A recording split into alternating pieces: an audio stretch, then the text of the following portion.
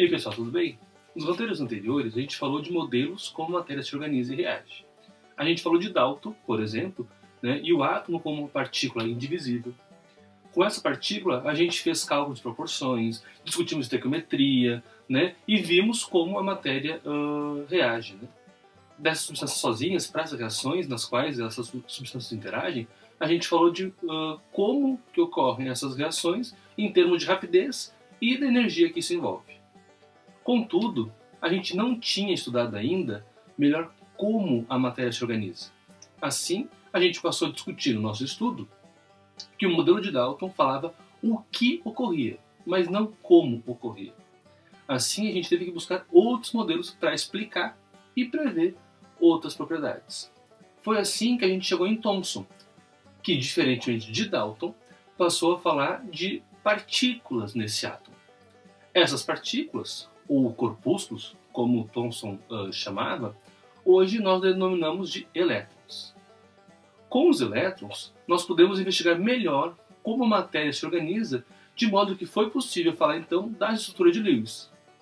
Com as estruturas de Lewis, nós podemos montar, por assim dizer, as moléculas e ter uma noção de como esses átomos se organizam. Mas ainda não conseguimos, com essas ideias até então, explicar por que ou como ocorre essa organização.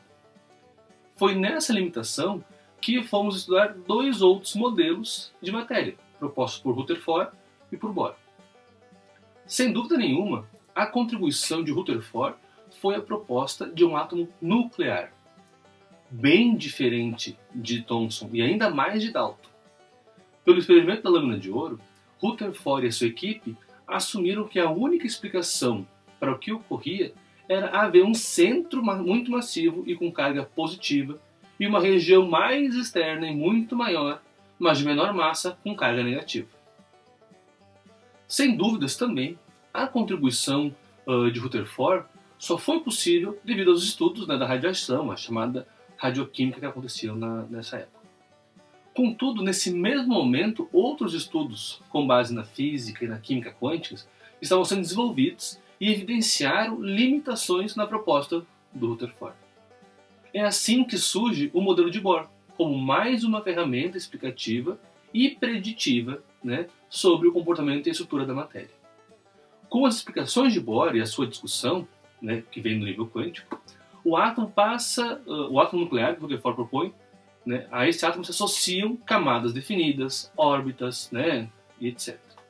Com esses conceitos, então, a gente vai conseguir explicar melhor os próprios elementos que, poucos anos antes, né, antes de Thomson, Rutherford e Bohr, Mendeleev organizou de modo fundamental para a química, né, na chamada tabela periódica. Pelo modelo de Bohr, que a gente adapta e didatiza, a gente pode analisar os efeitos que a construção do átomo tem, né, em suas propriedades. Por exemplo, a carga nuclear efetiva vai ser um conceito fundamental para nós, assim como outros, como raio atômico, raio iônico, energia de ionização, afinidade eletrônica, dentre outros. Né?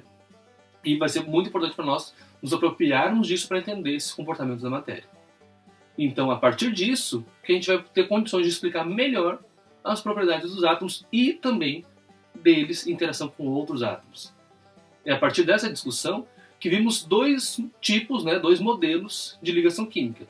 O modelo de ligação iônica e o modelo de ligação covalente. Embora haja outros modelos, né, nos detivemos nesses dois. E mais à frente, em outras disciplinas, especialmente a química inorgânica, vocês vão ter acesso a essas outras propostas. Observem também que as propriedades atômicas, explicadas por essa simplificação que a gente usou do modelo de Bohr, nos permitem compreender os fundamentos e as diferenças entre esses modelos de ligação iônica, ligação covalente e os demais. É aí então que surgiram os conceitos de eletronegatividade e polarizabilidade, na separação de um modelo e outro. Basicamente, o iônico sendo referente a compostos formados por átomos que apresentam grande diferença de eletronegatividade, e a covalente referente a compostos formados por átomos que apresentam pequena diferença de eletronegatividade. E a polarizabilidade entra nessa discussão sobre os compostos covalentes para a gente poder estudar. Uma vez que esses conceitos nos permitem explicar e prever como e de que modo os átomos interagem, agora a gente pode sair do papel e assumir esses compostos no espaço real, 3D. Né? E é disso que se trata esse roteiro. analisar a constituição das moléculas no espaço 3D e como elas vão interagir nesse espaço. Tá certo? Se entenderam aqui até então, roda a vinheta.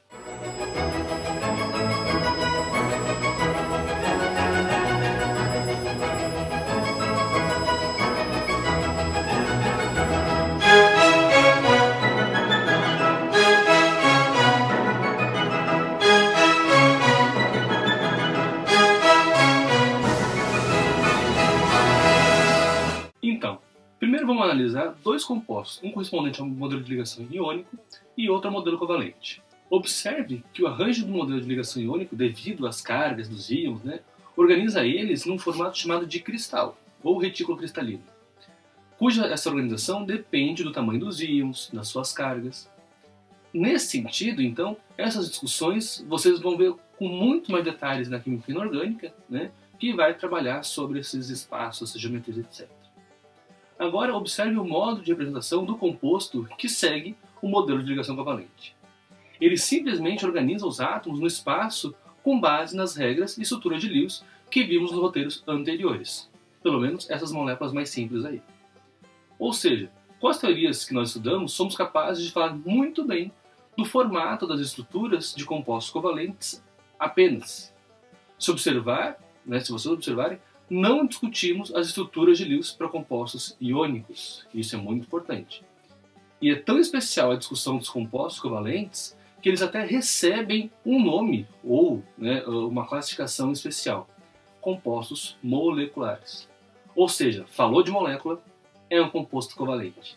Se for um composto iônico, o mais correto é mencionar ele como um composto, ou às vezes como um sal, ou como uma substância iônica, mas não molécula. Muita atenção sobre isso. Agora, observe também que o modo como estamos olhando para estruturas moleculares não é mais adequado. Veja bem, essas duas estruturas, estão chapadas na tela. Estão somente em duas dimensões. Contudo, para analisar melhor esses processos químicos, conforme a gente já viu nas discussões lá de cinética, por exemplo, a gente falou da orientação adequada, falamos que isso e a posição no espaço é importante, com base na teoria das colisões. Por isso, não nos é suficiente falar de uma estrutura apenas em duas dimensões. Precisamos pensar e falar dela no mundo real, que é o mundo em três dimensões.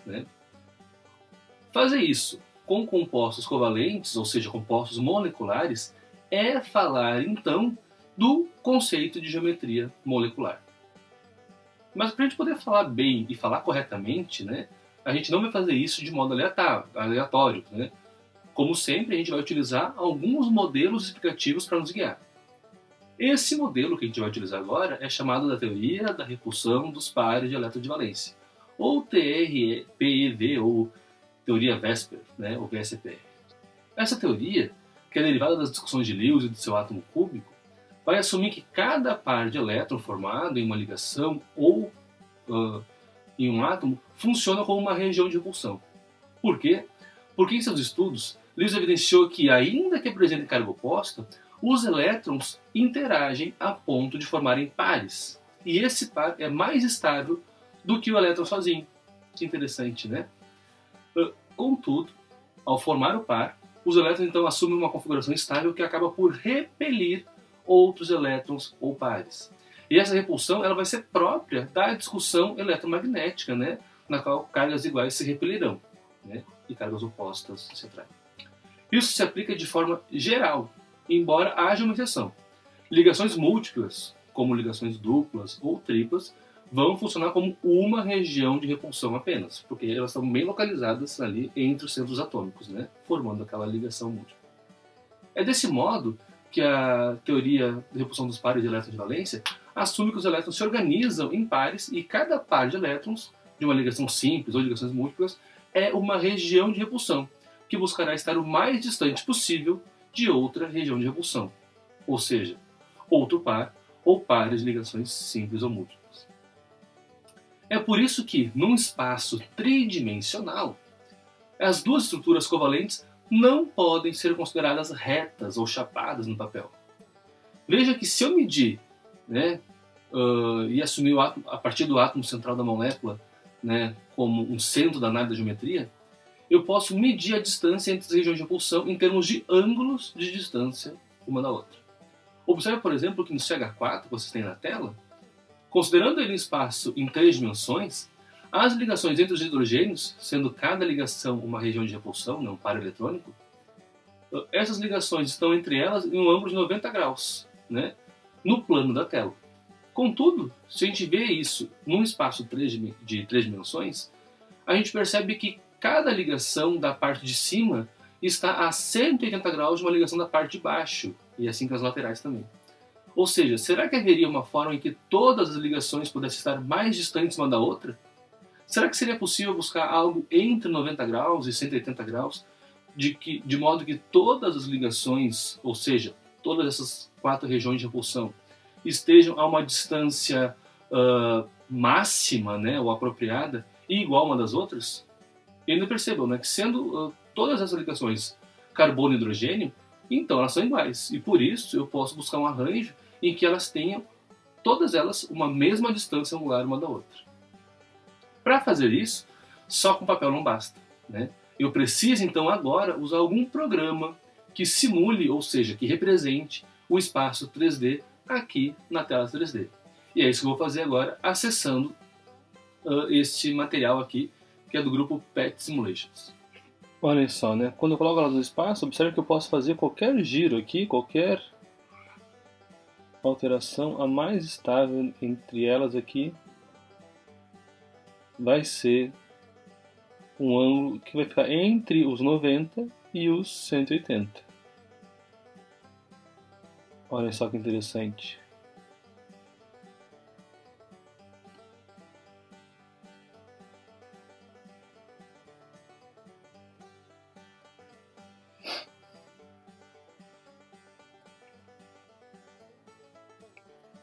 Olha só, eu posso pegar essa estrutura aqui e levar ela lá para o cubo que a gente estava discutindo antes de Lewis. Quer ver? Olha só, vou pegar ela e vou levar para lá. Olha aqui essa estrutura então, né?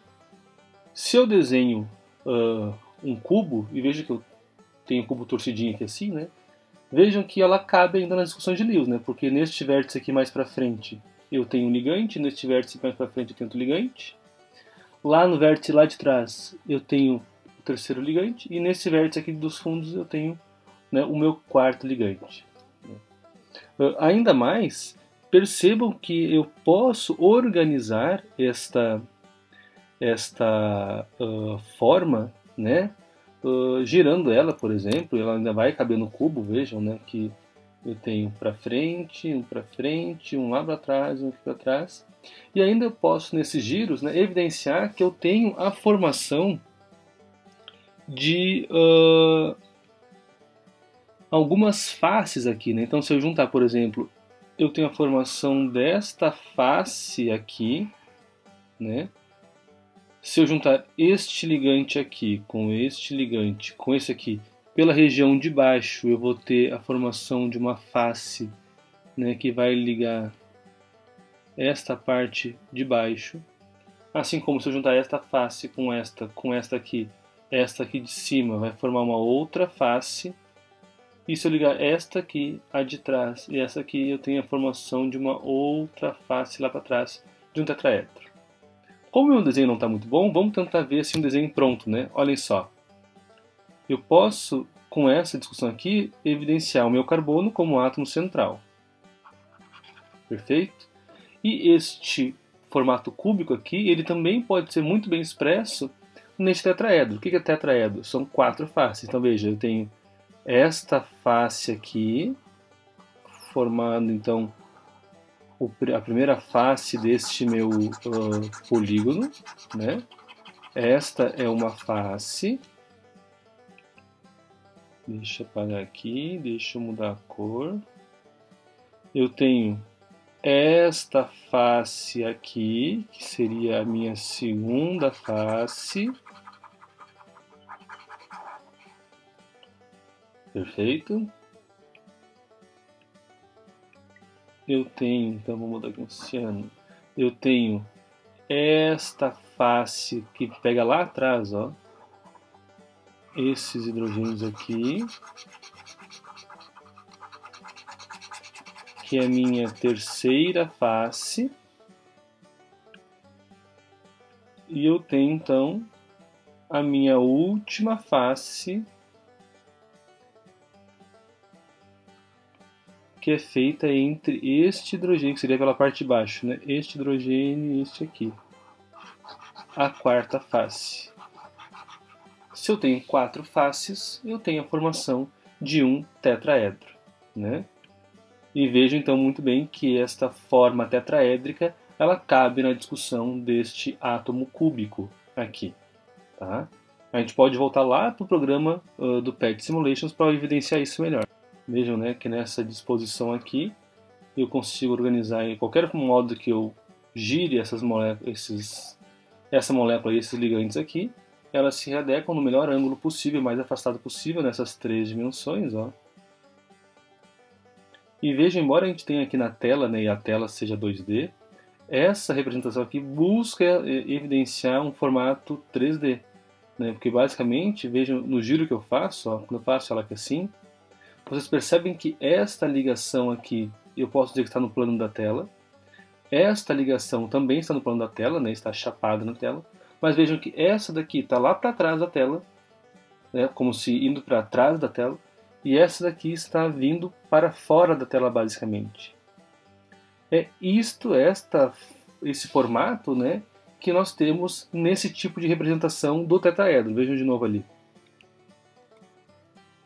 Aqui eu tenho as ligações que estão no plano, né, ou seja, elas são representadas por ligações usuais, né, tracinhos usuais.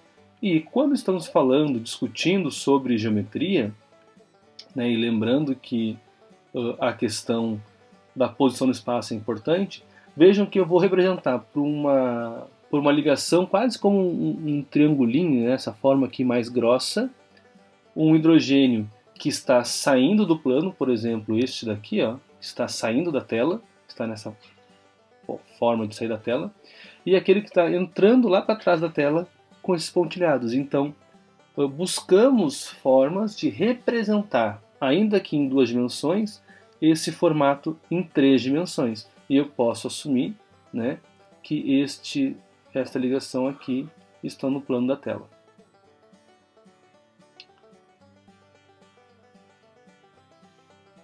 Não é isto. Vejam aqui então, né, que eu tenho essas ligações aqui no plano da tela, ou seja, eu represento elas por tracinhos, né, usuais. E quando eu tenho uma ligação que está saindo da tela, basicamente, né, a gente pode representar por essa ligação assim, que é igual a essa aqui, né, só que este formato nos indica que eu quero simbolizar que eu tenho algo saindo da tela, né, saindo do plano. E este formato aqui pontilhado me indica que é algo que está entrando nesse plano. Né, se eu fosse olhar para esta molécula, né, aqui posta no cubo, vejam, eu tenho carbono como átomo central. Estas ligações do hidrogênio aqui, ambas estão saindo aqui da tela, né, porque estão para frente, veja, o carbono está no centro, elas estão saindo aqui da tela. Então eu poderia representar essas aqui assim, ó. Assim. Os hidrogênios aqui. E vejam que essas duas aqui estão entrando lá para trás, né, os vértices de trás do cubo. E eu poderia representar assim, ó.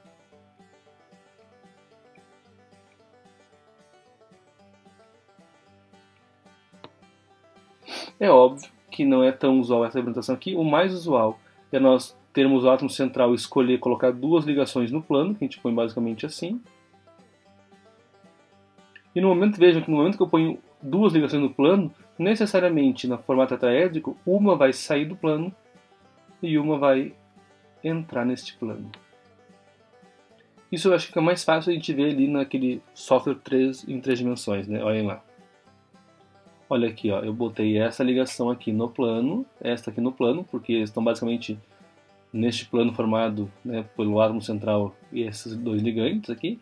E uma necessariamente saindo lá para trás e uma aqui para frente. Ó. Se eu mexer a lá de trás, eu começo a girar. Ó. Então, para formar, por exemplo, essa imagem que nós temos aqui, à direita, para formar, por exemplo, esta imagem aqui, onde eu tenho 2 saindo do plano e 2 entrando no plano, né, para representar assim, eu posso girar essa molécula aqui a ponto de fazer isso, ó. 2 saindo do plano, ó. Estou girando ela aqui para frente, ó. 2 estão saindo do plano, esta aqui e essa aqui estão para frente do plano, não sei se vocês percebem muito bem isso, e essa aqui está entrando. Vou dar uma giradinha melhor nela aqui para aparecer mais, ó. Agora sim, ó. Essas duas aqui estão bem para frente, saindo do plano, eu considero o átomo central no plano, e essa aqui indo lá para trás, ó. Perfeito? Assim, observa que a relação da geometria vai ser dada entre o átomo que analisamos centralmente e os átomos ligados a ele. Isso implica em dizer que a geometria dependerá de quantos átomos temos ligados ao átomo central, bem como o modo pelo qual esses átomos e suas regiões de repulsão, lembrando que podem ser ligações ou não, né, pares isolados também contam, se organizam no espaço. Vamos analisar aqui o caso de uma molécula que apresenta um átomo central e um outro átomo ligado a ele, como por exemplo na molécula de H2. Olhem só o caso aqui de um átomo central e um ligante.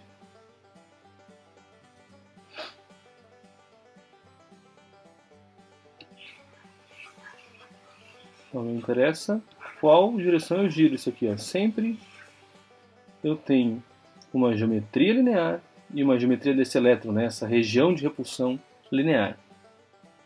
Veja bem, nesse caso, essa molécula apresenta apenas uma região de repulsão, que é dada pela ligação entre esses dois hidrogênios. Como eles são iguais, se eu tomar um dos hidrogênios como central, e eu posso olhar qualquer um aqui, veja que somente há uma linha reta entre os centros desses dois átomos. Nesse caso, os hidrogênios, ao compartilhar esses elétrons, apresentarão então uma ligação entre eles e a geometria será linear. Vamos analisar agora uma molécula em que temos dois átomos, né, se ligando ao átomo central, como no caso do gás carbônico, CO2. Veja essa molécula. Não importa o giro que eu faça, eu posso tentar diminuir esse ângulo de ligação para qualquer lado. Ó. Ele vai tentar afastar ao máximo essas ligações aqui, sempre em 180 graus, que é o mais afastado. Ó. Eu posso botar para cá, puxar para frente aqui, ó. Ele vai lá para trás. Ó. Então, vejam que neste caso aqui, novamente, eu tenho uma geometria molecular linear, e essa geometria do elétron, que nesse software aqui significa a geometria, a forma dessas regiões de repulsão linear também. Observe que, pelas estruturas de Lewis, há formação de ligações duplas entre o carbono e cada um dos oxigênios, e que, segundo a teoria da repulsão dos pares de elétrons de valência, cada uma dessas ligações duplas é uma região de repulsão, ou seja, os dois pares de elétron em cada ligação funcionam como uma região apenas. Nesse caso, observe também que temos dois átomos ligantes ao átomo de carbono, né, que é o átomo central, e duas regiões de repulsão. Veja ainda que não importa qual giro que eu faça com essas ligações, o ponto mais afastado de uma da outra vai ser sempre 180 graus. Ou seja, você deve perceber que há aqui a formação de uma estrutura que também vai ser uma linha reta, ou seja, uma estrutura cuja geometria também vai ser chamada de linear. Agora vamos ver o caso de uma molécula que eu vou ter três ligantes ligados ao átomo central, como o hidreto de boro. Pelas orientações das estruturas de Lewis, podemos montar a molécula assim. Vamos montar então a molécula do hidreto de boro segundo as ideias, né, de Lewis. Vejam que o boro está na família 13, portanto ele vai ter 3 elétrons de valência. O hidrogênio está na família 1, portanto 1 elétron de valência, mas como eu tenho 3 hidrogênios, eu multiplico por 3 isso. Eu vou ter então ao total 6 elétrons de valência, que eu posso dividir por 2 para formar os pares, e portanto eu vou ter 3 pares de elétrons. Seguindo a ideia de Lewis, eu coloco, né, o boro no centro, porque ele vai ter menor quantidade, né, então tem uma valência maior, e vou colocar os hidrogênios ao redor. E vou colocar, né, uma ligação entre o átomo central e os hidrogênios. Vejam que ao fazer isso, eu já utilizei os 3 pares. Ó. Já tenho os 3 pares aqui. E, quando eu faço isso, embora, né, o boro não contemple ali 8 elétrons, né, fecha perfeitamente com o número de pares que eu tenho que pôr. Sendo que eu vou ter nesta ligação 1, 2 elétrons, 3, 4 elétrons, 5, 6 elétrons aqui, que está correto com o que está previsto nas estruturas de Lewis. Veja que quando eu escrevo assim, tem um problema, né? Aqui eu tenho um ângulo reto de 90 graus. Aqui também, né? 90 graus entre eles. Contudo, se eu for olhar daqui para cá, eu tenho 180 graus. Isso é um problema, né? Se são ligações iguais, né, como é que eu poderia organizar elas no plano para melhor, né, ter uma distribuição entre elas? Vamos ver essa estrutura do boro, né, ali com a ajuda do PET Simulations.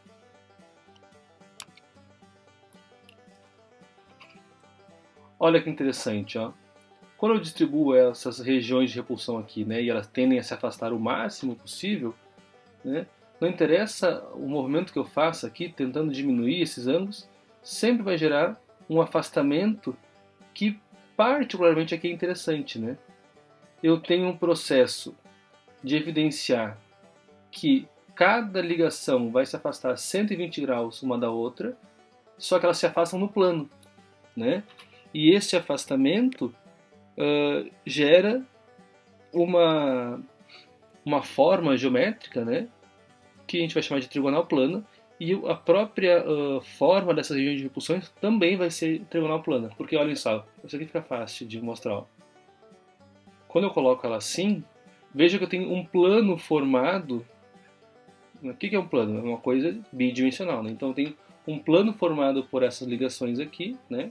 Eu posso traçar como se fosse uma folha de papel, cabe muito bem desenhar isso aqui, né? E aí eu tenho um ângulo assim entre elas. Vejam que qualquer movimento que eu faça aqui, ela volta para esse processo, porque é o mais afastado possível que é viável ter neste tipo de molécula aqui. Tá? Então não interessa o giro que eu faça com ela, eu vou ter essa forma trigonal plana. Perfeito? Observe então que essa molécula não segue exatamente a teoria do octeto, né, mas segue perfeitamente as propostas de Lewis, e por isso eu posso escrevê-la muito bem por meio dessas estruturas. É nesse sentido, então, que quando a gente tiver 3 ligantes e 3 regiões de repulsão, a geometria vai ser chamada de trigonal plana, porque ela gera uma forma de 3 lados, trigonal, que é possível escrever num plano, plana. Simples, não? Não inventem nomes diferentes disso. Trigonal plano. Agora vamos avançar, né?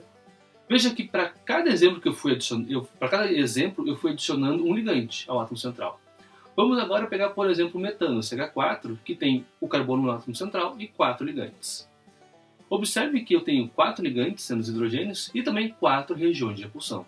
Isso, conforme as estruturas de Lewis, pode ser escrito da seguinte maneira como está na tela. Contudo, analisando os ângulos, já vimos que há um problema aí, né? De modo que, quando eu tiver 4 regiões de repulsão e 4 ligantes, eu preciso colocar isso também no espaço, né? Como eu fiz com as outras. Só que neste caso aqui, eu vou ter a formação de uma geometria chamada tetraédrica, justamente porque cada um dos átomos ligantes ao átomo central pode ser colocado no vértice de um tetraedro nesse espaço tridimensional, conforme vocês têm na tela, a partir do PET Simulations. Montando agora a estrutura de Lewis para o metano, né? Vamos lá. Carbono está na família 14, portanto eu já sei que vai ter 4 elétrons de valência. O hidrogênio na família 1, 1 elétron de valência vezes 4. E portanto eu sei que eu vou ter 8 elétrons de valência. E se eu dividir por 2, eu já consigo ver o número de pares, eu vou ter 4 pares. De novo, eu coloco o átomo central, coloco os átomos ligantes ao átomo central, coloco os átomos ligantes ao átomo central, né, e estabeleço uma ligação entre eles. Eu sei o carbono é o átomo central porque está em menor quantidade, provavelmente, né, os outros vão se ligar a ele, e também porque ele vai ter maior valência nesses casos. Vejam que quando eu faço isso, né, eu já coloco 1, 2, 3, 4, 5, 6, 7, 8 elétrons aqui, basicamente o carbono está com o octeto completo, e também usei os 4 pares como previstos, né? Como nós já observamos, também temos um problema aqui, né? Porque aqui nós temos 90 graus, 90 graus, 90 graus, 90 graus entre essas ligações, mas dessa, deixa eu até mudar de cor aqui, mas desta em relação a esta eu tenho 180 graus, idem, né, desta em relação a esta aqui, né? Como a gente já viu no início, a gente pode organizar isso em 3 dimensões e vou utilizar ali o PET Simulations para poder evidenciar essas questões.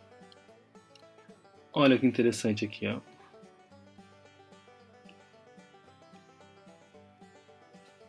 Observem que se eu desejar seguir as orientações das estruturas de Lewis, que me levam a completar os octetos e distribuir os elétrons, essas 3 formas básicas, né, nos remetem a interações que trazem o mesmo número de átomos ligantes ao átomo central e o mesmo número de regiões de repulsão. Contudo, ainda seguindo as ideias das estruturas de Lewis, podemos ter outras possibilidades. Vejamos então a estrutura da amônia, o NH3, né, pelas ideias de Lewis, que vai ser composta de um átomo central e 3 átomos ligantes. Montando a estrutura de Lewis para amônia, a gente pode observar que o nitrogênio, estando na família 15, vai ter 5 elétrons de valência. O hidrogênio na família 1, a gente já sabe, né?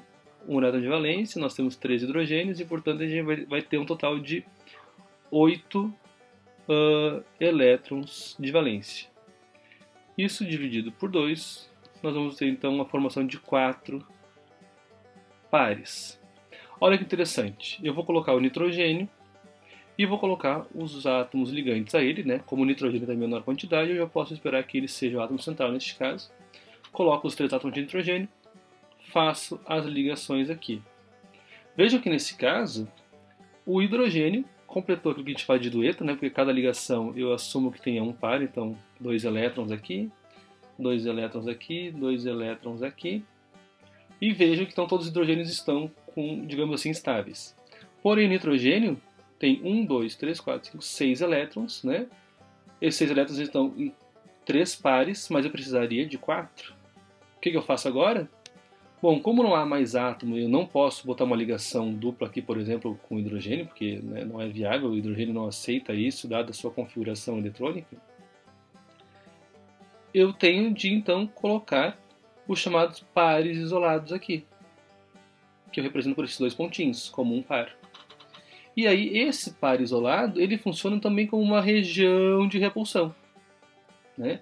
Então, eu posso dizer que eu vou ter 1, 2, 3, 4 regiões de repulsão.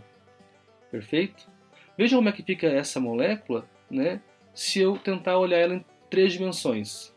Temos um problema aqui, né? Novamente, no papel aqui parece 90 graus, né? Aqui parece 90 graus. E aqui, né, também em relação a esse par e o par isolado, eu vou ter 90 graus. Vejam que também havendo 4 pares, ou seja, 4 regiões de repulsão, eu já sei o que acontece quando eu tenho 4 regiões de repulsão, né? Vejam lá o software do PET Simulations. Olhem só. Aqui eu tenho, né, a proposta da amônia. O que nós temos? Nós temos 3 átomos ligantes ao átomo central e um par isolado, que é essa representação aqui. Observem que, novamente, quando eu tenho ela no espaço, a forma como ela se distribui vai ser tetraédrica, né? Ó, a geometria do elétron, ou seja, a geometria dessas regiões de repulsão, né, vai ser tetraédrica. Porém, né, o nome da geometria molecular não vai ser tetraédrica, vai ser piramidal. Não interessa, né, os movimentos que eu faço aqui sempre se volta para o ângulo mais afastado possível. Vejam que interessante.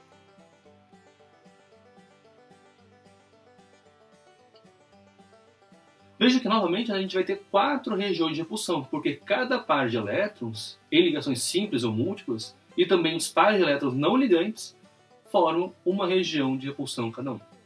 Contudo, o problema agora é que nós temos somente 3 átomos ligantes ao nitrogênio e um par isolado. Essa pequena alteração traz duas considerações. A primeira é que a forma espacial que essas regiões vão ocupar no espaço vai seguir o arranjo que cabe no tetraedro. A segunda consideração é que, ainda assim, em termos da geometria, não vai ser uma geometria tetraédrica nesse caso, para essa molécula. Porque quando eu falo de geometria, isso tem que ficar muito claro, eu estou interessado na posição de um átomo em relação ao outro. Nesse sentido, veja que a relação entre os centros atômicos do nitrogênio e dos hidrogênios pode formar uma pirâmide de 3 lados. Quando eu coloco tudo isso, né, numa forma de tetraedro e somente olho para os centros atômicos. Por isso, essa geometria que apresenta apenas 3 ligantes e 4 regiões de repulsão é chamada de piramidal, ou mais especificamente, piramidal trigonal. Perfeito? Agora vamos ver o caso da água. E vamos montar então a sua estrutura de Lewis. Para montar a estrutura de Lewis da água, nós já sabemos, né? O oxigênio está na família 16, portanto 6 elétrons de valência.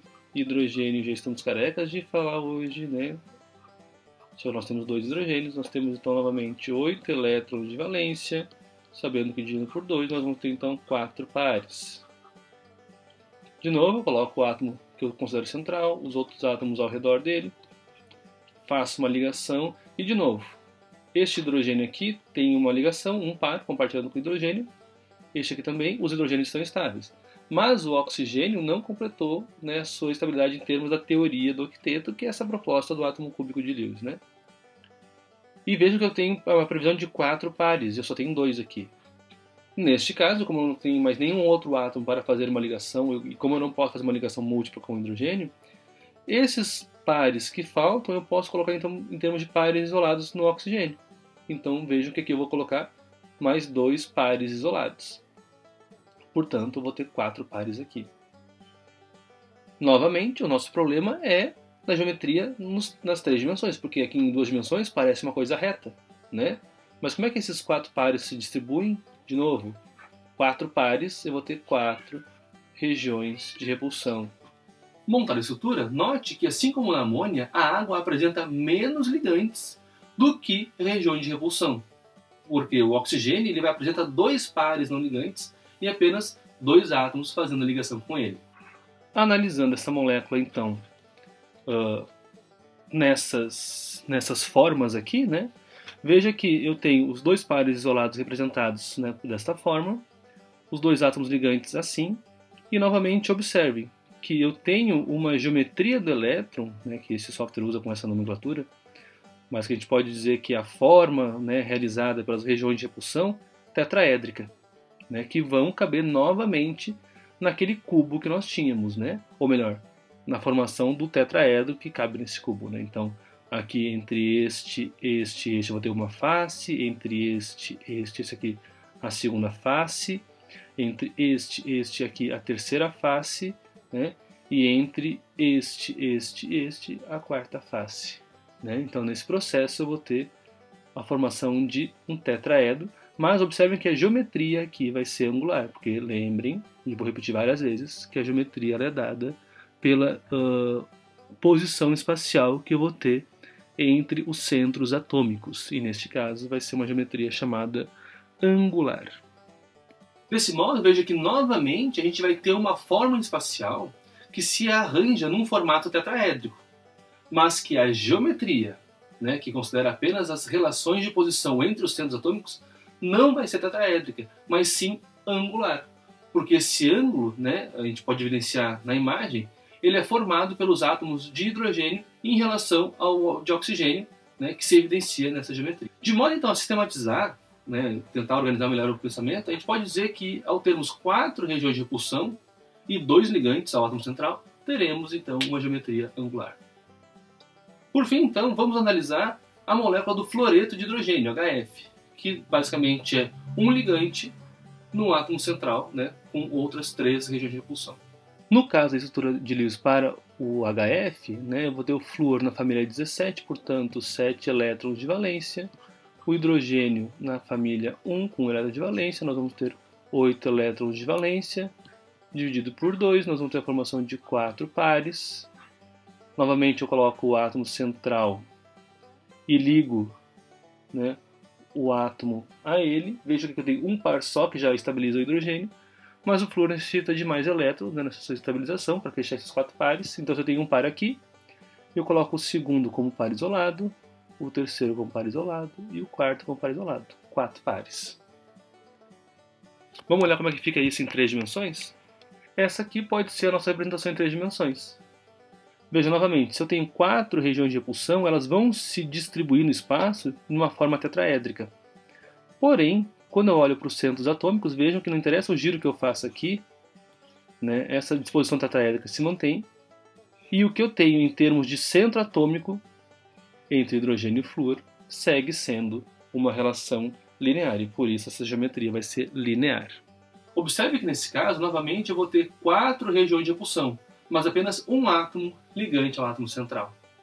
Novamente, veja que essas 4 regiões de repulsão, ao se afastarem ao máximo, vão se organizar numa forma tetraédrica. Mas a geometria, né, que vai ser em relação à posição dos centros atômicos analisados ali, vai ser linear. Desse modo, então, se a gente utilizar as teorias que a gente já estudou, a gente pode ter basicamente 3 formas espaciais moleculares mais simples e que vão seguir as discussões de Lewis, sendo a forma espacial linear, a trigonal plana e a tetraédrica. Essas 3 formas espaciais vão dar nome a geometrias linear, trigonal plana e tetraédrica também. Contudo, percebam que a forma espacial tetraédrica, dela a gente pode derivar outras 3 geometrias: a piramidal, a angular e a linear. Em resumo, a forma espacial vai ser determinada pelas regiões de repulsão. O nome da geometria, por outro lado, vai ser dado pela disposição apenas entre os centros atômicos. De modo resumido, né, a gente pode construir a seguinte tabela aqui na tela.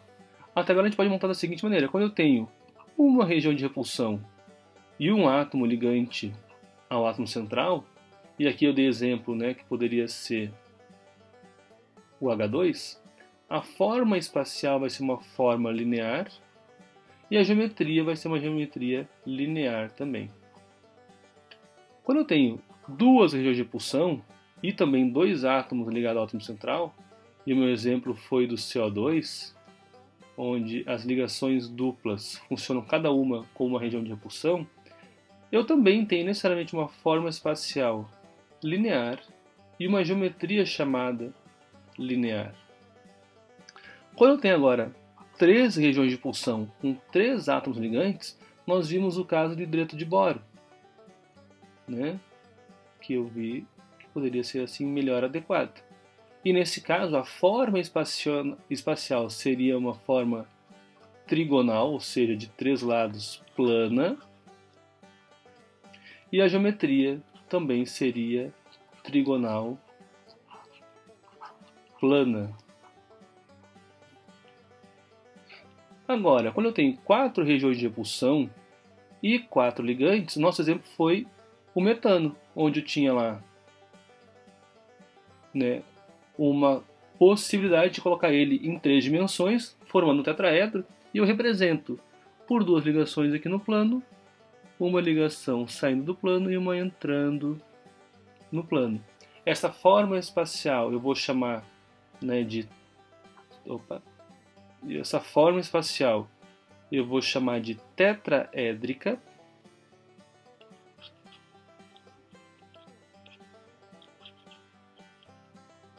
E o nome da geometria molecular também é tetraédrica. Agora, aqui algumas diferenças acontecem quando eu tenho, por exemplo, ainda 4 regiões de repulsão, mas apenas 3 átomos ligantes ao átomo central. E o meu exemplo foi a amônia, onde eu tenho o nitrogênio, né, uma região de repulsão aqui, de um par isolado, e aqui os hidrogênios, né, sendo, se eu considerar os pares isolados e uma ligação no plano, eu vou ter uma entrando e outra saindo do plano, né? Veja que a forma espacial das regiões de repulsão segue sendo tetraédrica, porque essas 4 só vão dar tetraédrico, mas o nome da geometria vai ser piramidal. Alguns até especificam como piramidal trigonal ainda, tá? Seguindo a nossa discussão, nós tivemos ainda mais 4 regiões de repulsão, só que dessa vez com 2 ligantes. E o nosso caso exemplar foi da água, né? Onde eu vou ter 2 pares isolados e os hidrogênios. E aqui eu posso imaginar que os hidrogênios estão no plano e os pares isolados, um está saindo e outro está entrando no plano. Novamente, a minha forma espacial é tetraédrica.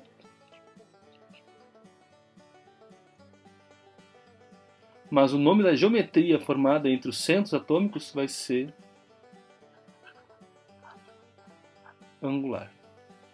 Por fim, nós seguimos com ainda 4 regiões de repulsão e apenas um ligante. E o nosso exemplo foi o HF, né? Então eu vou ter o flúor ligado com hidrogênio e o flúor ele vai ter, né, 3 pares isolados.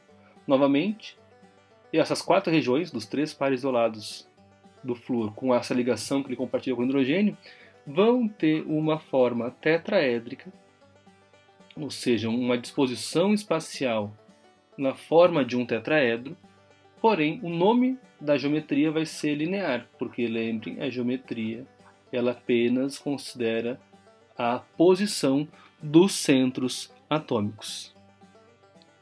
Perfeito? Então, para finalizar a discussão das possíveis geometrias, veja ainda que é possível termos formas de moléculas que não seguem as bases teóricas do modelo de Lewis e a teoria do octeto. Nós não vamos discutir elas agora, mas penso que vale a pena, né, que vocês conheçam elas para ver que existem, né, e não estranhem quando aparecer em outras disciplinas, né, com mais aprofundamento sobre a química, essas geometrias. Vejam só. Veja o caso, por exemplo, eu tenho aqui 5 regiões de repulsão nesse tipo de arranjo. Eu vou ter uma bipirâmide trigonal, né? E aí, do mesmo modo como nós fizemos para a tetraédrica, eu posso ir substituindo, né, nessas regiões aqui cada região por um ligante, né? Então eu posso ter uma bipirâmide trigonal, a forma gangorra, a forma T, uma forma linear. Similar também ao caso octaédrico, onde eu vou ter um arranjo tetraédrico, onde eu tenho 6 regiões de repulsão, e quando eu tenho 6 ligantes, a geometria é tetraédrica. Quando eu tenho 5 ligantes e um não ligante, né, um par não ligante, eu tenho uma bipirâmide quadrada. E quando eu tenho 2 regiões não ligantes e 4 pares ligantes, eu tenho uma forma chamada quadrática plana, né? Não entraremos em detalhes, mas é importante que vocês vejam que existem outras estruturas e elas não vão seguir, né? A gente não vai poder utilizar elas com as teorias de Lewis, porque elas vão além do que nós chamamos de octeto. E por enquanto, né, para nós nessa química geral, o importante é evidenciar esses casos aqui, estar muito bem acostumado com esses casos aqui, para poder compreender os demais. Se você então entendeu como é que surge a geometria de cada molécula, ótimo! Mas ainda quero pedir que vocês estudem mais essas ideias. Para isso, acesse lá o livro do Atkins, Johnny Lehrman, né, na nossa biblioteca.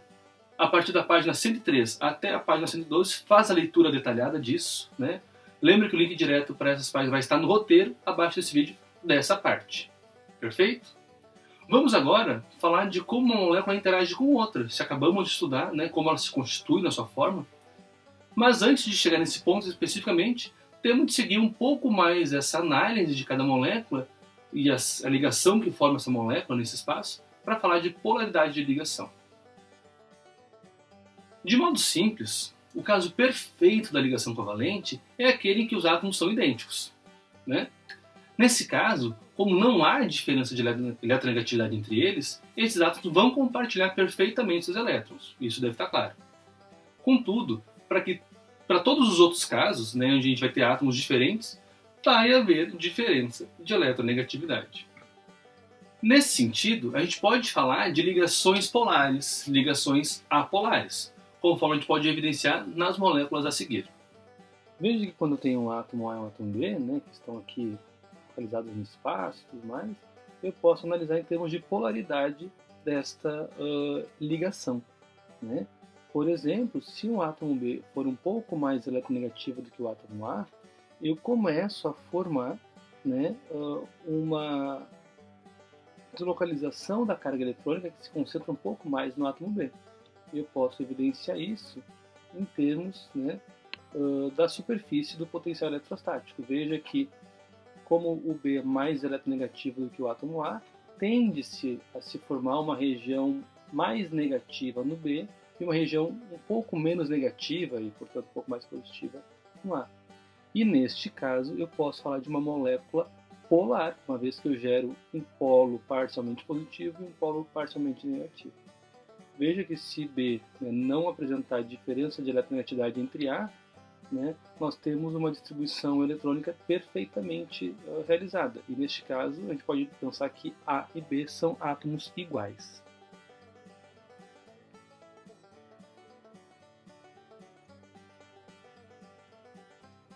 Nós também podemos analisar, né, outras moléculas, como aqui a molécula de HF, né, que a gente pode assumir. Nós temos essa também uma polarização na molécula, ou, por exemplo, comparar com a molécula de gás hidrogênio, onde não há diferença, né, na polarização dessas ligações, né, assim como moléculas iguais, como dois átomos de flúor, né, são iguais, mas só o átomo 1 e o átomo 2, para a gente poder evidenciar, né? Ou, por exemplo, ainda aqui, né, numa molécula como o trifluoreto de boro, né, embora a gente assuma que exista uma certa polarização na região externa da molécula, a gente pode aqui analisar, né, que esses átomos de flúor, por serem iguais, não geram um momento dipolar que vá polarizar a molécula como um todo. Tá? Então essa molécula também é considerada como apolar. Em compensação, moléculas como o fluormetano, né, a gente pode evidenciar uma grande região polarizada nela. Perfeito? Essa discussão da polaridade, nós referimos à ideia de momento dipolar. Esse momento dipolar, ele é representado por uma seta que é direcionada no sentido do elemento mais eletronegativo, como vocês têm na tela. Vocês viram que para falar sobre essa ideia de polaridade, eu utilizei essa ideia, né, do momento, né, dessas setinhas aqui assim que vão se criando, né? E esta seta aqui, ela é assumida, né, como o momento dipolar, certo? Este momento dipolar, como vocês evidenciam na imagem, ele vai ser uma seta que vai ser direcionada em direção ao átomo mais eletronegativo e ela é representada por essa barrinha aqui na base da seta.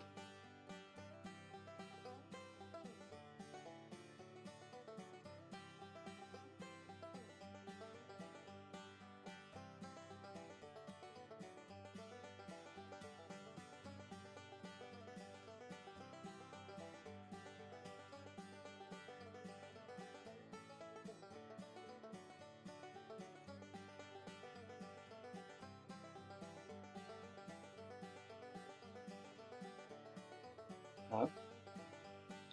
Esse processo, obviamente, né, nos leva a colocar em relação os diferentes átomos, sendo que nesse caso A é B é mais eletronegativo que A, desse modo o momento dipolar é em direção a B, né?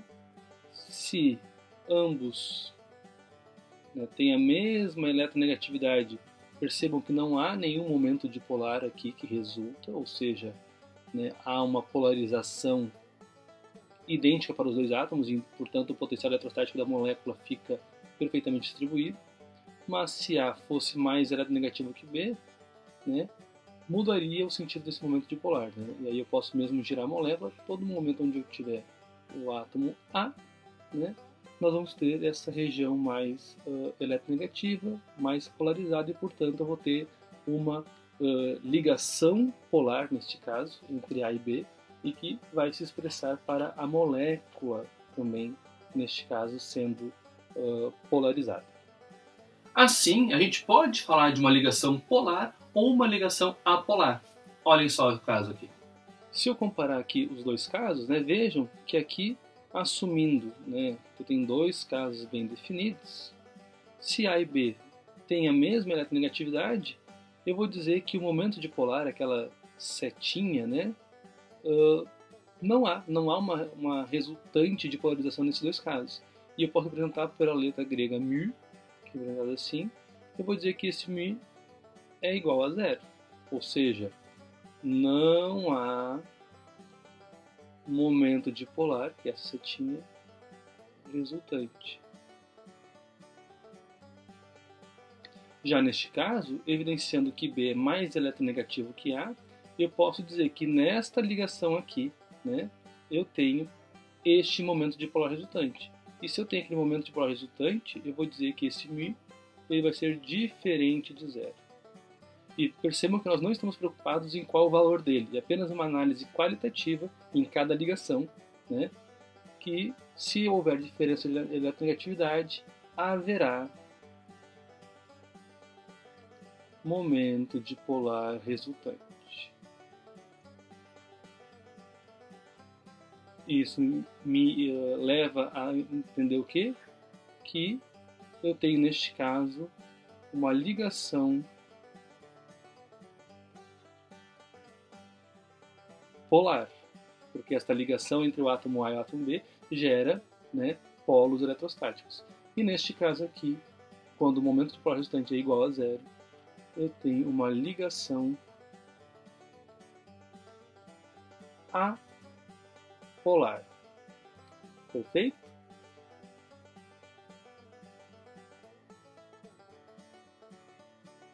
Mais do que isso, depois de ter estudado sobre a geometria, a gente também pode falar sobre a polaridade da molécula como um todo, e não apenas da ligação, como eu acabei de falar.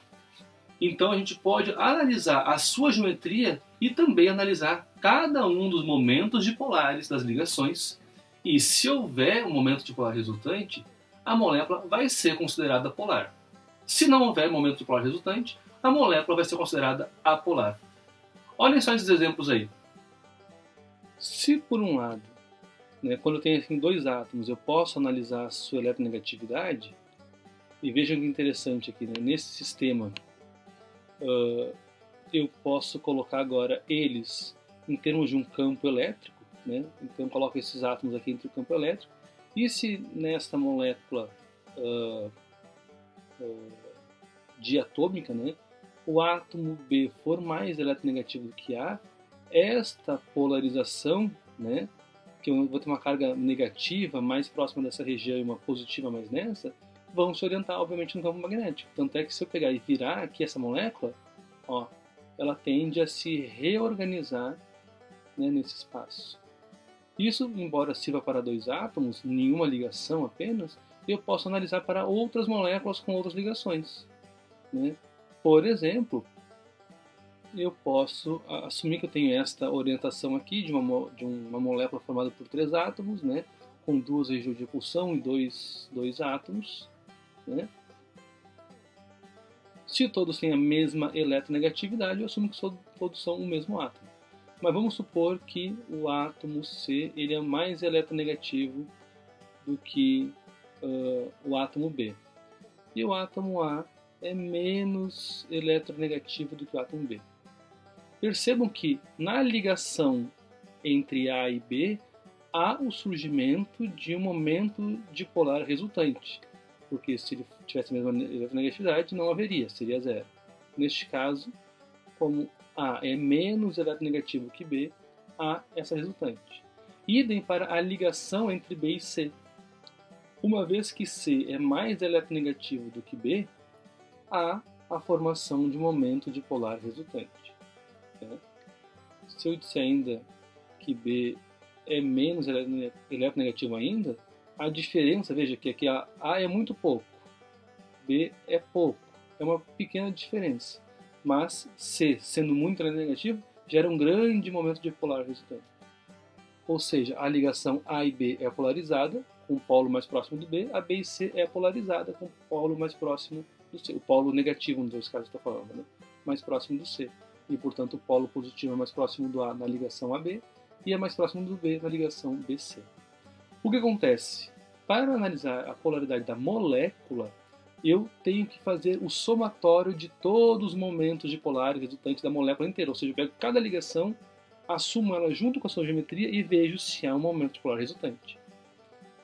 Aqui nesse caso eu posso marcar, e aí com essa setinha amarela aparece o momento polar resultante. Vejam que quando eu somo esses dois momentos polares, eu tenho nessa molécula um momento polar resultante nesse sentido.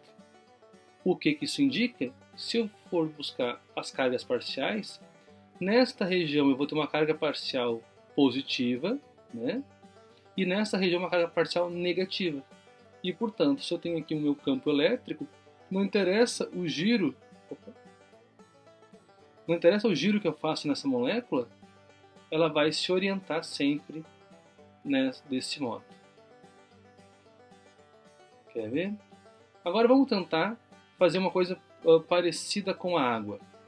Vamos supor aqui que nós temos o átomo B, que é o oxigênio, que é um átomo bem eletronegativo, e nós temos os átomos A e C sendo hidrogênio, ambos com uma pequena eletronegatividade, né? São átomos iguais, o A e o C. Tá? Já vimos que a molécula da água se organiza nessa forma angular, né? Assumindo essas duas ligações aqui no plano. Suponho que está para fora e para dentro do plano aqui os pares isolados do oxigênio. Então vejo que essa molécula, né, ela pode se organizar livremente no espaço. Se eu evidenciar o dipolo em cada ligação, vejam que como o átomo A seria aqui o hidrogênio e o átomo B seria o oxigênio, nesta ligação ela é fortemente polarizada, nesta direção aqui. Idem para essa ligação, nessa direção. Então eu tenho duas ligações muito polarizadas. Quando eu tento analisar o momento dipolar resultante, ou seja, quando há uma contribuição desse momento dipolar para cá, nessa ligação, e o momento dipolar para cá, nesta ligação, eu tenho um momento dipolar resultante nesse sentido. Ou seja, esta região aqui mais próxima do oxigênio vai ser aquela que vai ter uma carga parcial negativa muito mais significativa do que as regiões A e C. Então, é que eu posso marcar aqui, ó, eu tenho uma carga parcial positiva, porque a nuvem eletrônica se deslocou em direção a B, e B aqui vai ser uma carga parcial mais negativa. O que isso implica? Isso implica que esta molécula, quando eu aproximo de outras moléculas com características polares, ou até mesmo num campo elétrico, ela vai se orientar no sentido de a região dela, com a maior carga parcial negativa, se orienta em relação ao campo elétrico positivo, ou à região positiva de uma outra molécula que ela chegue próxima, né? E a negativa, a região positiva, à carga ou ao campo elétrico negativo. Veja que eu posso girar essa molécula, ela vai girar novamente por isso. É nesse sentido que eu posso agora buscar algumas moléculas reais, como o trifluorometano. Aliás, digo, o fluorometano, né? Que ele é uma molécula composta basicamente de carbono, flúor e hidrogênios, né? Eu vou botar aqui. Então eu tenho carbono, flúor e 3 hidrogênios, tá certo? Esse 1, 2, 3 só para poder mostrar que são 3 hidrogênios, mas são átomos iguais, né? Vejam que se eu analisar em termos de dipolo dessas ligações, percebam que o carbono é um pouco mais eletronegativo que o hidrogênio, né? Então, há, né, um momento dipolar do hidrogênio 1 em direção ao carbono. Idem para o hidrogênio 2 aqui e para o hidrogênio 3. Contudo, o carbono é menos eletronegativo que o flúor, então há um momento dipolar nessa ligação do carbono para o flúor. Sendo essa molécula tetraédrica também, e havendo então esse direcionamento em direção ao carbono, e do carbono para o flúor, quando eu analiso o momento dipolar resultante, vejam que há uma resultante em direção ao flúor, né? Como é que eu evidencio isso? Se eu evidenciar o potencial eletrostático, realmente a região aqui do flúor é uma região extremamente mais negativa, uma região que tem uma carga eletrônica muito mais negativa, e essas regiões aqui dos hidrogênios são muito menos providas de elétrons, né? E aí fica uma região com uma carga parcial positiva. Tá? Eu posso também olhar pela densidade eletrônica, né?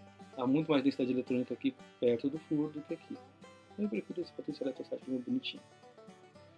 Olhem só se, por exemplo, eu substituir esse flúor por um outro hidrogênio. Vamos pegar aqui o metano. Vejam, Basicamente, por essa discussão aqui, a gente pode dizer que esta molécula é uma molécula apolar, enquanto que essa anterior aqui, do fluormetano, é uma molécula polar. Aqui está muito claro, né? Ela é bem polarizada porque tem uma região muito negativa, uma região muito positiva, né, em termos de cargas parciais. Já aqui, né, vejo que é uma distribuição quase que igual, né? É uma leve concentração de carga mais próxima do carbono, né? Um pouquinho mais vermelho aqui, porque se eu tirar aqui as superfícies, né? Vejam que este hidrogênio colabora nesse sentido, este hidrogênio em direção ao carbono, né? Os momentos dipolares. O que acontece é que quando eu somo todos eles nessa forma tetraédrica, que vocês já estão agora acostumados a ver, né? Esse tetraedro, como é uma distribuição mais perfeita possível, né, dessas 4 regiões, e como todas elas colaboram no sentido em direção ao carbono, né, o somatório dos momentos dipolar entre elas é nulo. Tanto é que eu posso marcar ou desmarcar aqui, ó, nem aparece nada porque o momento dipolar delas é nulo, a ponto que o potencial eletrostático dessa molécula a gente pode ver que é uma distribuição quase que perfeita, de modo que a gente considera já nesse sentido esta molécula inteiramente apolar. Ou seja, vejam o fato interessante, né? Essa molécula ela tem ligações sim polarizadas, porque existe uma pequena diferença de eletronegatividade entre carbono e hidrogênio. Então essa ligação, embora pouco polarizada, é polarizada. Cada uma dessas 4 ligações é levemente polarizada. Porém, a molécula como um todo é uma molécula praticamente sem carga. A gente considera ela como uma molécula apolar. Tá? Inclusive, a gente pode tentar ver que as cargas parciais, né? Por exemplo, carbono é de menos 0,8, hidrogênio é 0,20, né? Então é muito próximo às suas eletronegatividades. Comparem, por exemplo, se eu analisar os dados tabelados do fluormetano, né? Que eu vou ter uma diferença mais significativa entre elas. Opa, carga parcial aqui, eletronegatividades. Então, o flúor, por exemplo, tem uma eletronegatividade medida, né, a partir das discussões de tabelas, né, mais gerais que se usa. O valor de 4, muito eletronegativo, o hidrogênio de 2,1, né, e o carbono de 2,5. Então, se eu comparar aqui com o metano, né, essas diferenças não são tão grandes, né, 2,1 para 2,5 não polariza tanto cada ligação, e pela geometria a molécula não é polar. Perfeito? E essa análise entre a geometria e cada molécula a gente pode ir analisando, né, caso a caso. Por exemplo, o difluormetano, onde eu vou ter agora não mais um substituinte flúor, mas 2 flúor, né, gera novamente o momento dipolar resultante em direção aos flúoros, né, então a molécula é polar. Né.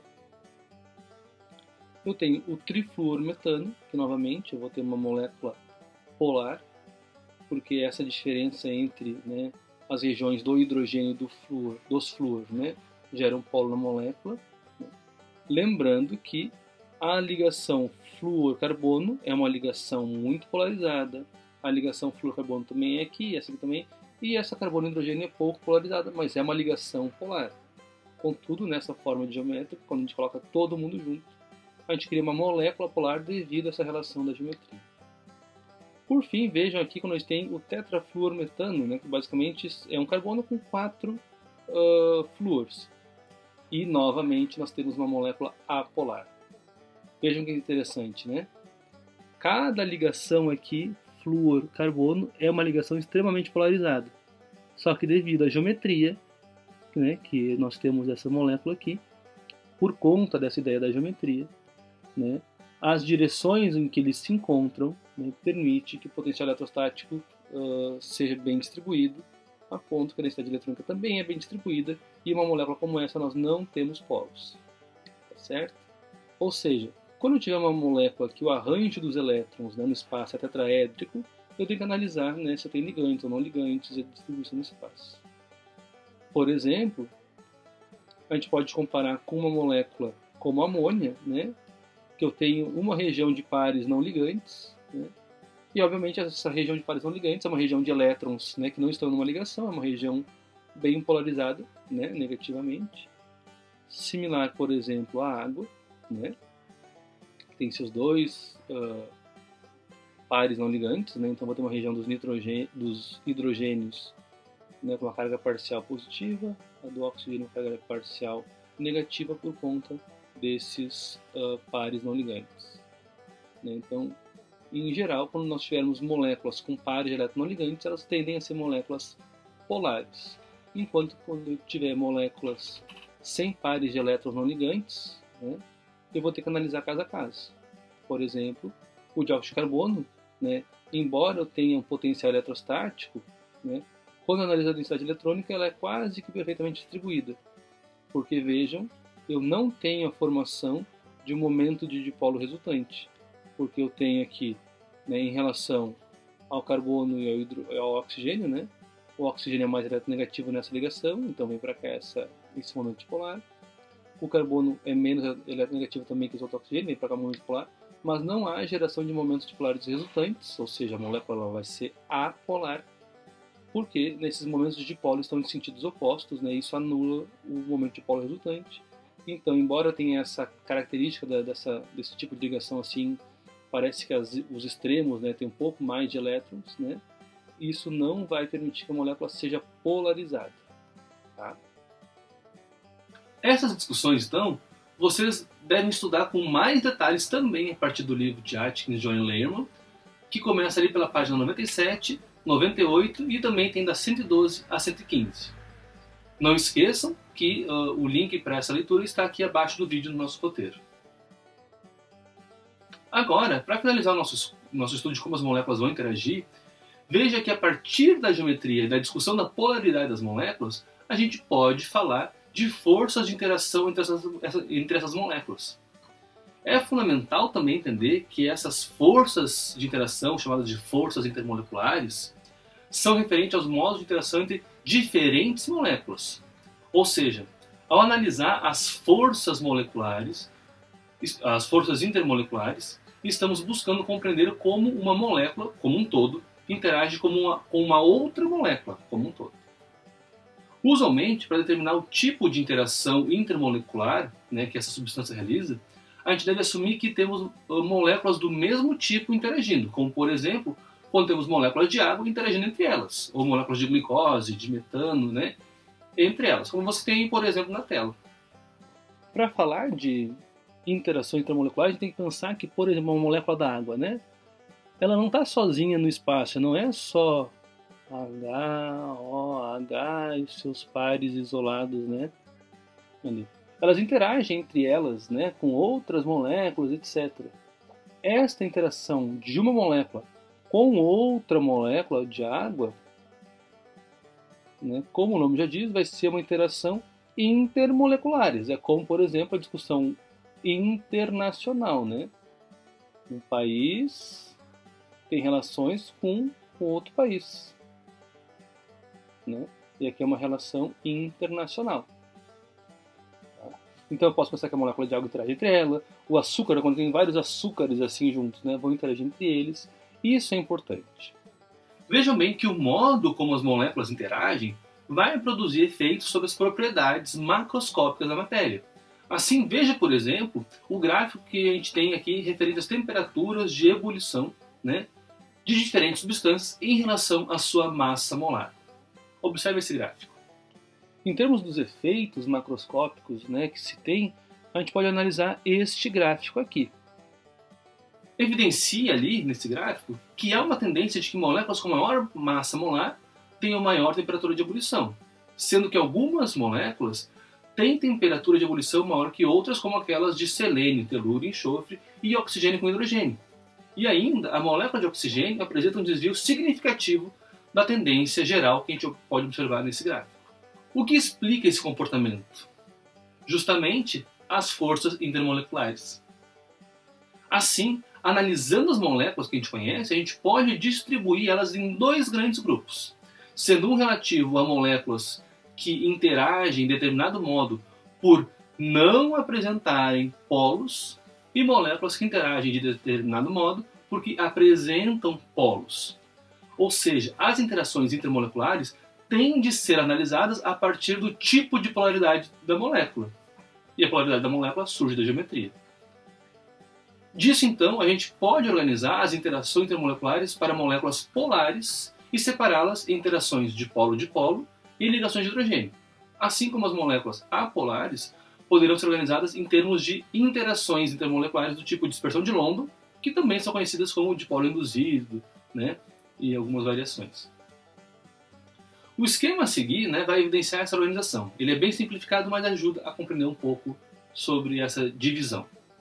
Esse aqui é um esquema bem interessante, né? A gente pode basicamente dividir as moléculas em dois tipos, ou moléculas polares ou moléculas apolares. Quando eu tiver moléculas polares, eu vou ter necessariamente ou um ou outro tipo de interação intermolecular, ou dipolo, ou ligações de hidrogênio. Quando eu tiver moléculas apolares, necessariamente eu vou ter dispersão de London, que também são chamadas, né, de dipolo induzido ou também dipolo instantâneo. Nesse sentido, quando eu vou ter moléculas em dipolo, essas moléculas vão ser aquelas moléculas polares em geral, né? Por exemplo, HCl, HBr, CH3Cl, né? o clorometano que a gente viu agora há pouco. Já quando eu tiver ligação de hidrogênio, vão ser moléculas polares que vão apresentar diretamente uma ligação entre o hidrogênio e átomos de flúor, ou oxigênio ou nitrogênio. Por exemplo, na amônia, nós já vimos, né, a sua geometria piramidal.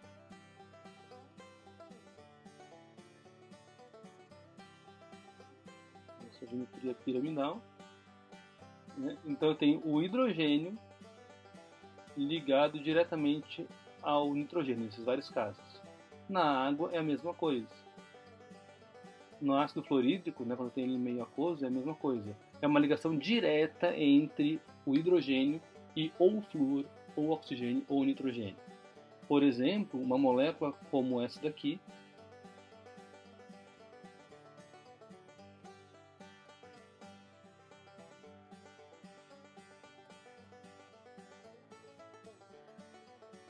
não apresenta ligação de hidrogênio, porque eu tenho hidrogênio ligado ao carbono e não ao flúor, oxigênio ou nitrogênio.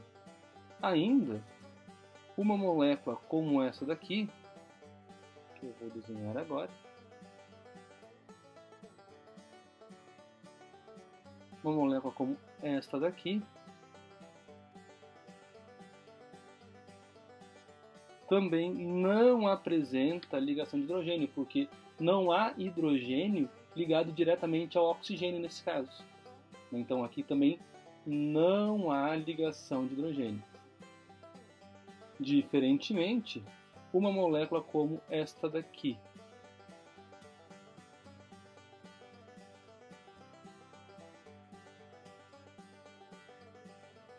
uma molécula como esta daqui, que vocês talvez conheçam bastante, chamada de etanol, esta sim apresenta ligação, né, de hidrogênio, ou seja, a interação intermolecular que ela realiza, né, com outras moléculas do mesmo tipo se chama interação intermolecular do tipo ligação de hidrogênio, porque eu tenho oxigênio e hidrogênio, né, diretamente ligados nesse processo. Perfeito?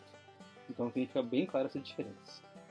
Já em termos das moléculas apolares, né, quaisquer moléculas apolares vão realizar esse tipo de interação. Né? E aí pode ser as perfeitas, do tipo H2, O2, né? Ou aquelas que a gente já viu, né, que embora a ligação seja polarizada, né, o seu arranjo em termos de geometria permite que a molécula seja apolar, como o tetracloreto de carbono ou o conhecido clorometano, né? Tetraclorometano. Então isso aqui também é uma molécula apolar e aí vai ser realizado o tipo de interação, né, dipolo-dipolo. Então, quando a gente fala de moléculas polares, veja que a gente está falando em polos eletrostáticos que vão interagir. Assim, conforme já é aceito de modo geral, polos opostos tendem a se atrair, enquanto polos iguais vão se repelir. Desse modo, a organização dessas moléculas ela vai ser orientada em termos, né, dos polos que vão fazer ela se orientar, como a gente evidencia aqui nessa imagem. Se essa força de interação do tipo dipolo, percebam que há uma orientação, né, dos dipolos em termos, né, da sua atração e repulsão. Veja que aqui nós temos uma atração entre a região negativa e a região positiva, e uma repulsão entre dispositivos, né, que gera uma orientação e uma interação eletrostática nesses casos. Se a interação do tipo dipolo faz essa interação entre polos de moléculas polares, a gente pode pensar que a gente tem um outro tipo de interação, que vai ser chamada interação intermolecular do tipo ligação de hidrogênio. Nessa interação, que tem o nome de ligação, a gente tem um caso especial, porque esses compostos, por serem extremamente polarizados, interagem fortemente. Essas moléculas polarizadas são aquelas que apresentam uma ligação direta entre o hidrogênio e o flúor, o oxigênio ou o nitrogênio.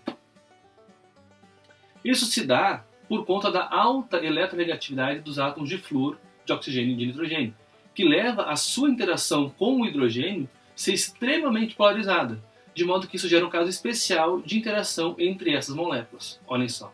A ligação de hidrogênio, como a gente acabou de ver lá sobre nessa parte de polaridade da molécula,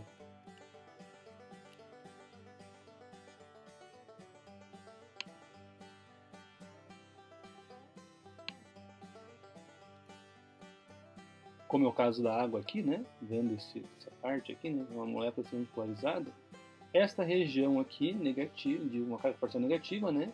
Tende a interagir com a região de carga positiva de uma outra molécula de água, ou de outra molécula qualquer, né? Por isso a gente pode ter um esquema como esse.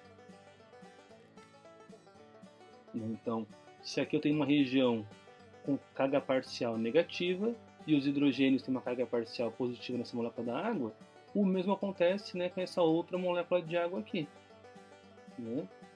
Então, essas regiões de cargas parciais diferentes tendem a se atrair e vão se organizar nessas moléculas, né, numa interação muito mais forte do que essas do tipo dipolo-dipolo. Né? Embora sejam interações dipolo, elas são tão intensas, né? E essa interação aqui ela é tão intensa que é quase da ordem de energia e de estabilidade de uma ligação química. Tá? Não é igual, porque uma ligação química é muito mais, né? Mas ela é muito mais intensa do que essas interações aqui. Por fim, então, analisando a questão da polaridade das moléculas, há o caso ainda das moléculas que são apolares. Nesses casos, por não haver formação de polos nelas, podemos assumir que a nuvem eletrônica está distribuída de modo igual por essas moléculas. E, quando duas moléculas se aproximam, há um processo de deslocamento dessa nuvem eletrônica, em termos de sua repulsão, gerando um dipolo que é induzido naquele momento e que ocorre instantaneamente enquanto há essa aproximação das moléculas. As forças de dispersão de London já tem essa ideia, né, que se eu assumir que eu tenho carbonos aqui, né, e hidrogênios, né, como o incantano, né, o cantano, né, de uma molécula apolar, como a gente pode ver no esquema. Como a gente já viu aqui, né, embora as ligações entre carbono e hidrogênio sejam polares, né, com uma pequena polaridade, a molécula do metano ela é apolar. Né, e eu posso assumir que, como carbono e hidrogênio têm uma pequeníssima diferença de eletronegatividade entre eles, né, uma molécula feita com vários carbonos e vários hidrogênios também tende a ser apolar, né, como é o caso dessas outras que eu trago em tela. Nesse sentido, essa força de dispersão de London, também chamada de dipolo instantâneo ou dipolo induzido, tem a ver com a aproximação entre moléculas que tenham essa região eletrônica, né, eu posso pensar que ao redor delas, né, tem uma região eletrônica uniformemente distribuída, porque não tem a formação de polos, e quando uma chega próxima à outra, né, essas diferentes regiões eletrônicas que têm carga negativa vão começar a reorganizar no espaço esses elétrons, como a gente pode ver na seguinte imagem. Né? Eu tenho ali a aproximação desses elétrons, né? Então conforme eles vão se aproximando, vejam que uma parte acaba se atraindo, por exemplo, pela região que vai ficando mais positivada aqui, e esta parte aqui eletrônica é repelida por essa. Então eu vou criando polos nesse tipo de interação. Após analisar esses tipos de força de interação intermolecular, vamos ver então novamente aquele gráfico que eu apresentei logo no início dessa discussão. Olhem só. Agora, evidencie que há 3 tipos de análise que a gente pode realizar nesse gráfico para explicar o porquê das diferentes temperaturas de ebulição desses compostos. A primeira é em relação à família, né, dos elementos centrais das moléculas estudadas. Né? Eu tenho aqui na linha em azul, essa linha azul escuro aqui, os elementos da família 14 da tabela periódica, né? E na linha em vermelho nós temos os elementos da família 16. Né? Então nós temos aqui, né, o oxigênio, nós temos o enxofre, o selênio, telúrio, né, na família 16, assim como o carbono, silício, germânio e o antimônio na família 14. Isso, né, quando eu comparo que esta família tem uma temperatura de ebulição menor do que essa, já implica, né, que os elementos da família 16 tendem a ter em compostos análogos, né, todos eles são compostos de hidrogênio, uma maior temperatura de ebulição. Analise que isso tem a ver com a própria estrutura das moléculas, porque a gente pode observar que as moléculas do grupo 14, né, que são apresentadas aqui, todas elas com geometria tetaédrica, né, como nós temos o metano,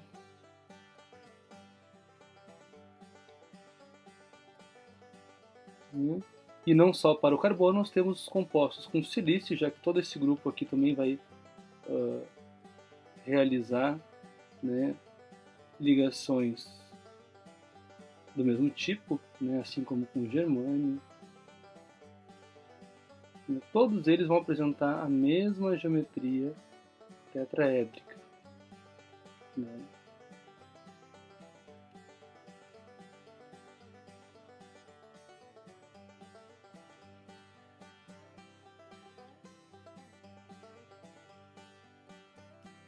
Enquanto, né, por outro lado, todos eles aqui do grupo 16 vão ter a mesma formação como o da água, ou seja, vai ser um elemento deles ali, o elemento X, por exemplo, dois pares isolados e os hidrogênios ligados. Esse X pode ser oxigênio, pode ser o enxofre, pode ser o selênio ou o telúrio. Tá? Ou seja, nesse aqui nós temos 4 regiões de repulsão e 4 ligantes. Aqui nós temos 4 regiões de repulsão, sendo 2 de regiões ligantes e 2 de pares isolados.